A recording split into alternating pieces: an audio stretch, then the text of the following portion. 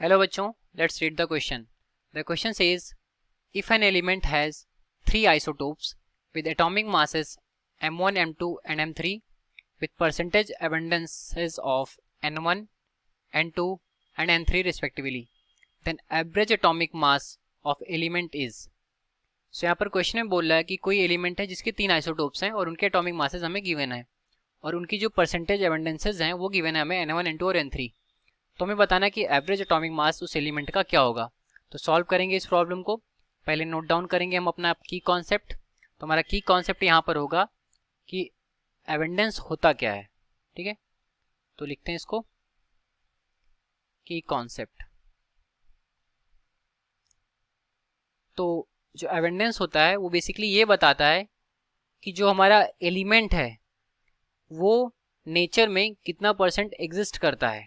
ठीक है, मतलब किसी भी एटम का किसी भी एलिमेंट का जो एटम है वो नेचर में कितना परसेंट एग्जिस्ट करता है वो हमारा एबंडेंस बताता है। मतलब अगर सपोज कि कोई 100 ग्राम क्लोरीन हम लेते हैं नेचर से, तो उसमें अगर परसेंटेज ऑफ एबंडेंस जो है 70% है, तो 100 ग्राम में 70% हमारा क्या होगा, क्लोरीन होगा।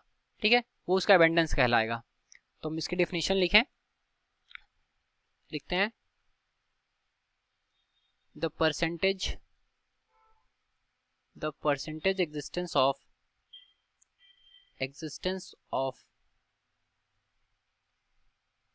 an element atom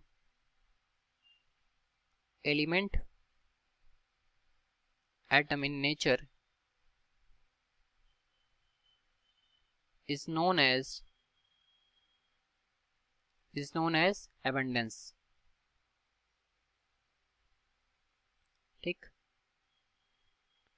ये हो गया मेरी डेफिनेशन ऑफ एबंडेंस की। अब यहाँ पर बोल रहा है कि तीन आइसोटोप्स उनके मासेस गिवन है, तो हमें एवरेज एटॉमिक मास बताना है। तो सॉल्व करते हैं इसको। तो जो एवरेज एटॉमिक मास का फॉर्मूला होता है, एवरेज एटॉमिक मास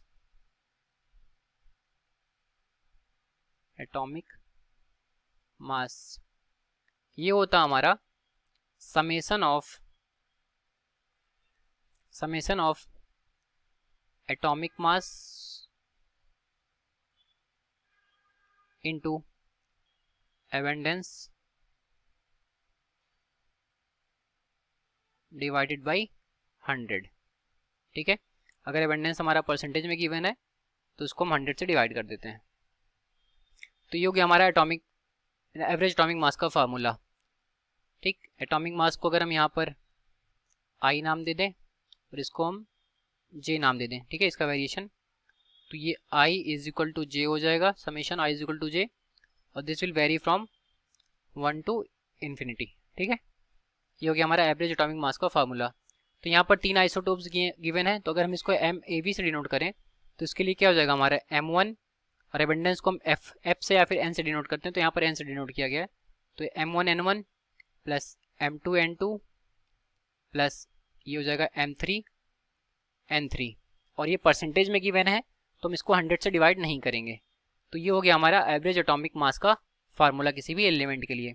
तो अगर हम इसको अपने ऑप्शन से मैच करें तो जो ऑप्शन हमारा मैच होगा वो ऑप्शन नंबर ए मैच होगा। तो हमारा सोल्यूशन हो गया option A, hence option A is correct. तो ये रहा हमारे इस क्वेश्चन का solution. I hope you understood it well. Thank you.